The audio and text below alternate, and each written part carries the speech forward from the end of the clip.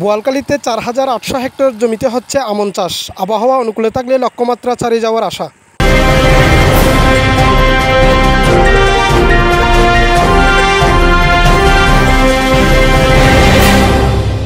বোয়ালখালীতে আমন চাষাবাদে ব্যস্ত সময় পার করছে কৃষকরা।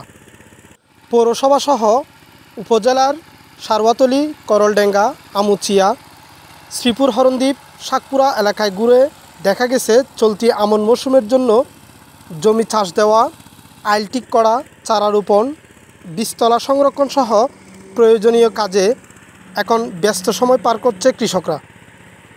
এবার বোয়ালখালীতে ৪,৮০০ হেক্টর জমিতে আমন চাষের লক্ষ্যমাত্রা নির্ধারণ করেছে বোয়ালখালী কৃষি সম্প্রসারণ অধিদপ্তর এবং এই ৪,৮০০ হেক্টর জমিতে চাষের জন্য ২৯৫ হেক্টর জমিতে বীজতলার লক্ষ্যমাত্রা নির্ধারণ করেছে তারা।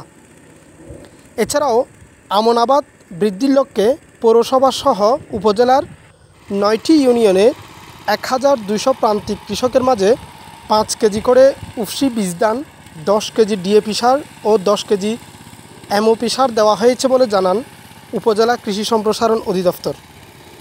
এছাড়াও এবার নিয়মিত বৃষ্টি হওয়ায়, অতিবৃষ্টি এবং ভারী বৃষ্টি না হওয়ায় বোয়ালখালীতে আমন চাষের লক্ষ্যমাত্রা ছাড়িয়ে যাবে বলে আশা প্রকাশ করছে বোয়ালখালী কৃষি সম্প্রসারণ অধিদপ্তর।